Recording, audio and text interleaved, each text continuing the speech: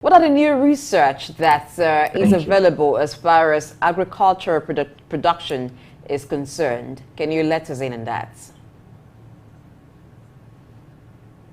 Um, well, as far as agriculture and extension services are concerned,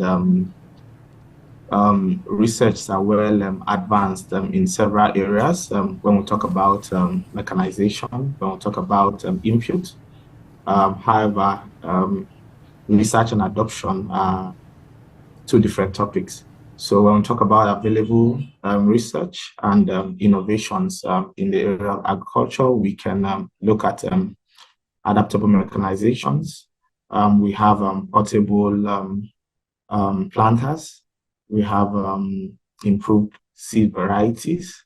We have that's in the area of inputs. We have improved fertilizer blends that could be made available to farmers. And then we have, of course, improved practices such as planting, timings for fertilizer application, timing for several farm activities. When you talk about a climate smart approach, where you use remote sensing to, advise farmers appropriately as to when or the appropriate timing for several activities or different activities, during the production cycle of different commodities. So I could say there are several research and innovations that are available to us in the space.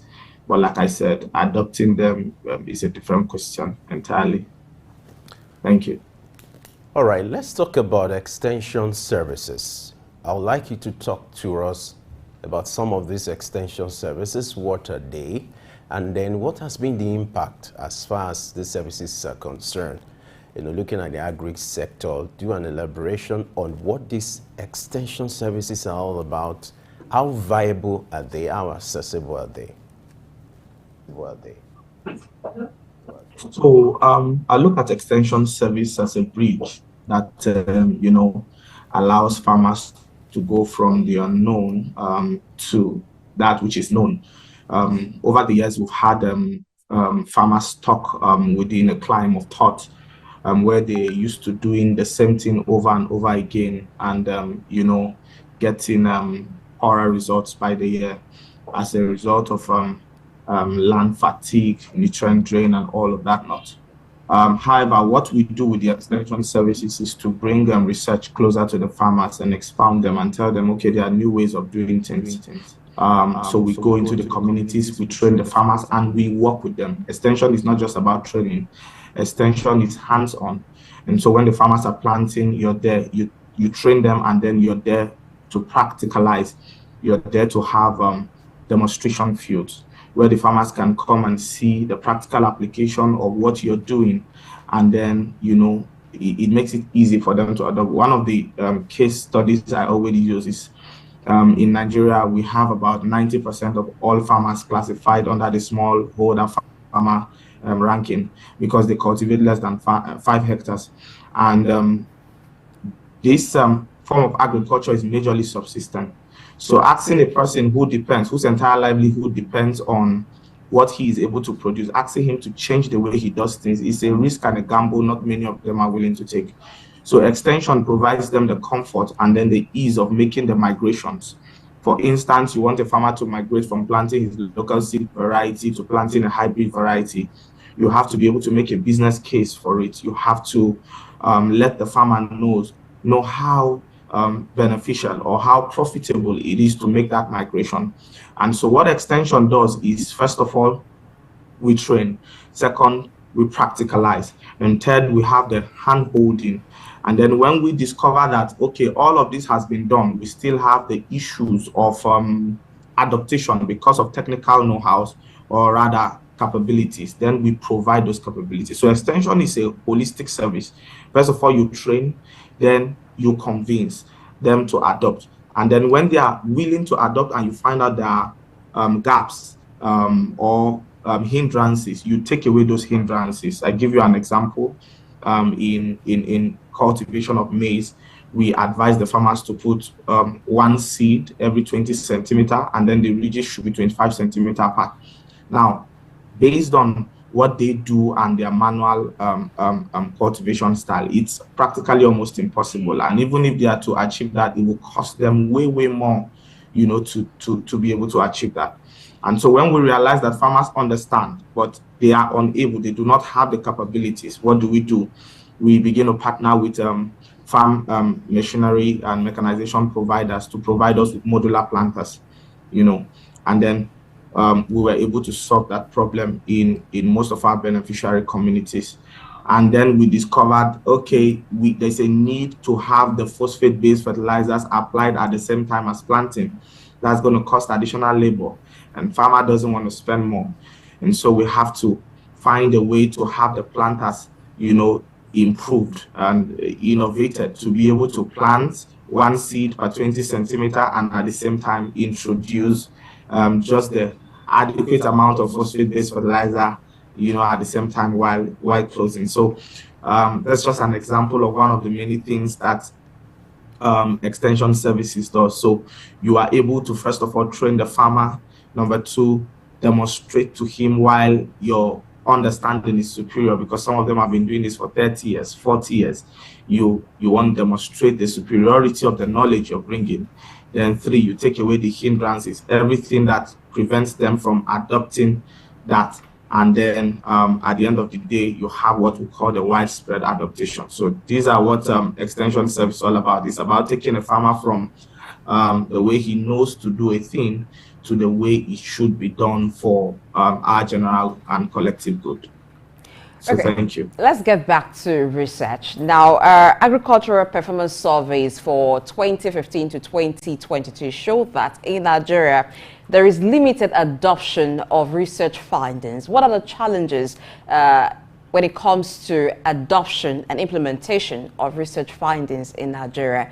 Is there no sync between the research institutes and the farmers themselves, the agricultural agencies themselves, or even those in agribusiness? So when it comes to adaptation of research, the first thing we have to realize is that research are usually carried out under controlled environment or atmospheres. And so when those research have been published and accepted as a theory, there's a need for what we call adaptation, which means how does that same research perform in an open field, and then the commercialization of such findings. So you go to a research institute, for instance, farmers are mostly using around this part of Nigeria, mostly using the SAMAS 15. Most of the seed development companies or seed production companies around are still just, rolling out different variants of the SAMAS 15, which was developed in the IR, Ahmadu Bello University, many years ago. And, since then, we've not had, any significant breakthrough. Of course, we've had higher yielding varieties, but every time you take them out there on the field, they are either susceptible to striga or one form of environmental challenge or another. And so the first step to wide range adaptation of research findings is in their commercialization. And to commercialize any project or any of such findings, it must be tested through and through, and its ability to perform under varying circumstances. So I would say, first of all, the businesses, take for instance the seed production companies, have to, there's a wide gap between the producers and then the research institute. So the research institutes, yes, have made significant breakthroughs, and that cannot be denied. We see most of their papers, we attend a lot of their symposiums. But then when it comes to the commercialization, there's a gap between the research institute and those who commercialize them. Probably, maybe they have challenges around royalties and, well, quite a number of problems that government should be able to come in and cushion, but that's not yet happening. We don't see a lot of that happening, especially around the cereal industry, where I majorly play. And so we have a lot of recycling of old and redundant knowledge that's not taking us where we should be. I'll give you an example. Several years ago, there was a seed brought in that has about 100 metric ton yield potential. And that seed performed very badly in Nigeria because they were mostly not striker resistant, and we have a lot of those, in northern part of Nigeria. And so farmers, abandoned them. Of course, you have testimonies of farmers who had 100 metric ton, 120 metric ton, but then you also have results and reports of farmers who had less than 1 metric ton and lost all of their investments as a result of striker and all of that. So farmers will rather play it safe. They will rather go with that which has been tested and proven. And so I would say that the gap is in the commercialization. And in commercialization, you want to test them across all weather, across all variants. Everything is put into perspective. And then when those research are also adopted, the research institute must be compensated or paid some form of royalty. And the framework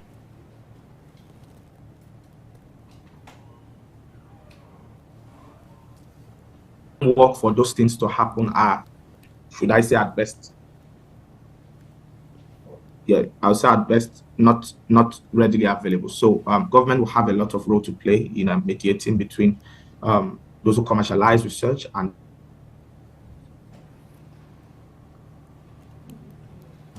then those who do the research, in order to allow us have from knowledge to use. Or all right, Ugochukwu, if you can hear me. Thank you. All right, let's take a shift to what should be done. You were talking about research institutes. Why, in the course of my, survey, I realized that there are about 18 research institutes under the Federal Ministry of Agri. Now, talk to us. Where is the missing link? What are the challenges associated with, agri research and extension service? If you have about almost 18 research institutes under the Federal Ministry of Agri, so it means it's not the absence of research institutes. So talk to us. What are the challenges associated with agri research and extension services? So again, I said, I began mentioning earlier the role government has to play between the research institute and those who commercialize research findings for wide applications or consumption.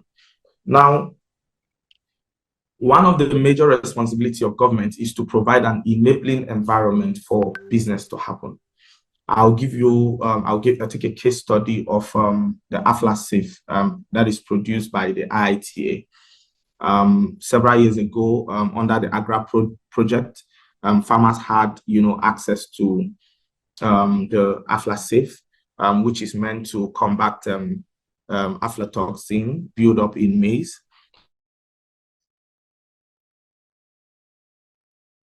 And fantastic breakthrough prevention. We have very little or no adaptation. In fact, you do not find the AFLA Safe on sale in the open market. And why is that safe in maize production? Why? A farmer goes and he buys AFLA Safe, to apply on his farm, say, spends a 20,000 naira on a hectare to apply AFLA Safe. And he comes to the open market and he has to sell his maize, which he's apparently spent a little more in producing. He has to sell that at the same price as, every other maize in the open market. And so first of all, government has to create that environment that allows for consumers to be able to pay premium for premium product. But all products end up in the open market. We do not have a price control or monitoring commission doing the job when it comes. Prices are, they are largely determined by the forces of demand and, supply. And so farmers do not see any need to buy the aflatoxin. Number one, because it does lead to an increase in yield. It just ensures that the maize is safe, and they've been consuming this maize all their lives, and then there are just no reason. So there has to be a framework. There has to be a framework for that to be adopted. The series we produce do not meet export standards. So first, there has to be a framework, and that's where government comes in. The framework between producers and consumers that allows for a seamless transition, and there has to be laws in place that protect some of this research. So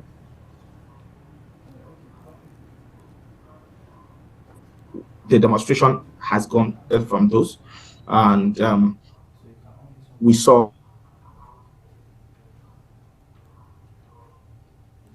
huge successes in that, but woefully. So when you talk about research institutes, the results are there. IT has done fantastic and phenomenal work. Some of the findings are just there archived. But when it comes to transitioning this research into the market, then we need another strategy. We need government to come in to make good policies that allows for business to adopt these innovations. And then when businesses have adopted them, there should also be policies and strategies in place to allow them,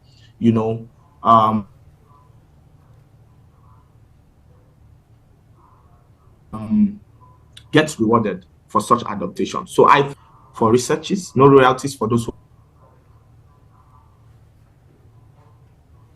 are researching. When their research is used, they don't get paid for that. Companies or businesses that commercialize this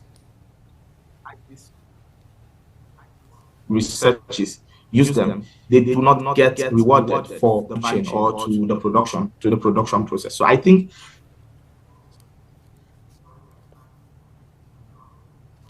about reward for hard work, and I think government has a lot to do when it comes to that. The private sector will make that transition all by themselves. All right, Ugochukwu. Let's have an assessment. There has to be some form of intervention or policy that guides every player here. The effectiveness of the extension services. Are the extension workers up to date on the technical advice and support they should offer? Or do we have a case where we have to train the trainers? Come again? Hello, Ugochukwu, can you hear me? I didn't get you. Okay, let's have an assessment on the effectiveness of extension services in Nigeria. Are the extension workers up to date on technical advice and support they should offer, or do we have a case where we have to train the trainers themselves? Annually, I work for Azikinoma, and I have over 100 extension agents, and we do at least 5 training when we do the post-harvest training, and it talks about handling, logistics, storage, and all of that. And we train every year. We train the trainers, and then we train the opinion leaders, and then we have direct contacts with the farmers. We have partnerships with TechnoServe. We have partnership with USAID, Feed the Future program. We have partnerships with several training organizations that come in to partner with us and then do quality checks, monitoring and evaluation on what we're doing out there with these farmers. Howbeit, I would say you can never have enough trainings, because every day we have new innovations, every day we have new approaches to doing what we did yesterday, doing it better and having better results. So yes, I would say our trainings are continuous. However, the content of those trainings are consistently changing and evolving. Every time we've attended a symposium, every time we've attended a seminar, and then we've been able to practicalize on our demonstration fields and found them to be truly, truly helpful. Our training materials are updated and to benefit the farmers. So yes, the training the trainer is consistent. It's happening every day, and there's a need to reach out to more people. Training farmers is quite expensive. Not every business wants to invest into it, and so the more our reach into the communities, the wider we can have, adaptation of good agronomic practices, across the nation. Okay, by what you said, training farmers is quite crucial. Now let's talk about the issue of funding. Who should fund research, agric research? What is the level of involvement of government and these institutes as regards funding of research? So to change the narrative, what do you think should be done in terms of budgeting and financing to improve research and agric extension services in Nigeria as we wrap up? Yeah, so when it comes to funding research, I think the consumers of such research findings should be made by policy. I've talked a lot about policy frameworks that allow us to function. And I've talked about one of the things hindering researches in Nigeria is the lack of royalty. But let's take a step back to look at how this research should be funded. If we have a policy in place that, rather than directly taxing companies into government, we look at taxation a different way, and coerce organizations that benefit from this research work, especially organizations in the agricultural space, and have a part of their profits taxed, not taxed in an indirect way, maybe in a form of CSR. You compel them to fund researches in the areas of their interest. So organizations could perhaps say, okay, we're having challenges in the area of advanced seeds or hybrid seeds. So we want to push a research out there to develop better seeds, seed variety, or maybe agrochemicals or fertilizers. And then such organizations push out the fundings out there, and we'll have students from all across the world, sending research proposals, and then we're able to pick in conjunction with the research institutions, and then we fund such research. That makes it easier because we're part of the funding of that research. It gives us the right to the intellectual property, and then it makes settlement easy, and it makes adaptation easy because such research findings are tailor fitted for our specific needs. It then makes it easy to commercialize. So we must narrow or take away research fundings from government and begin to focus on the private sector, those who will readily adopt. We have several research out there that nobody's adopting. Students just research because they have an interest. But yes, as beautiful as that is, we should also tailor fit research for institutional consumptions, for commercializations, for businesses. And we come in, because there has to be that framework. Businesses will not just wake up and give their monies for research. So there has to be a policy that compels businesses to take a portion of their earnings or retained earnings and invest into R&D. And that's how we see development in the agricultural space, by putting the private and the private sector together and the research institutes together. And then we know now that when value comes out, it becomes very readily or very easy to adopt and scale on a commercial basis. So I think funding for research should go back to the private sector. Of course, not without government input. At certain level, government should be able to determine where they can come in and where they should stay away, but they should create the enabling environment to marry the research institutes and the private businesses. Okay, one thing I know is that, yes, there are extension workers, but they may not be enough to cover the length and breadth of the country and to handle or to provide their services for every producer. So, can you run us through some of the agric extension programs in Nigeria and how producers, farmers, particularly those in rural areas, can make themselves easily accessible by the extension workers? When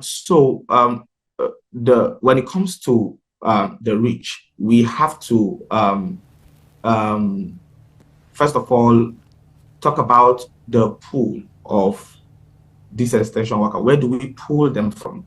You do not take extension workers from the urban areas into the rural areas. And so the first thing you do when you talk about extension is, who are you planning the services for? And so you get into those localities or the rural areas, and then you look at the demography or the strata, and then pick out those who are a little bit exposed, maybe who had the primary or secondary education. You pull them out, and then you take them for training. When the training is done, you return them to the community to provide extension for their communities, and while you pay them or while they earn.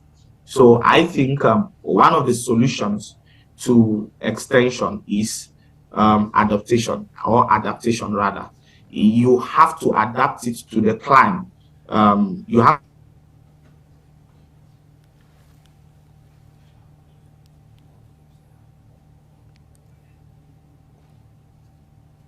to adapt it to the client, the target client. So the first thing we do, sorry, I lost you there somewhere. Okay, so the first thing we do is to identify the community for which the extension is being prepared. We go in there, we recruit from that community, we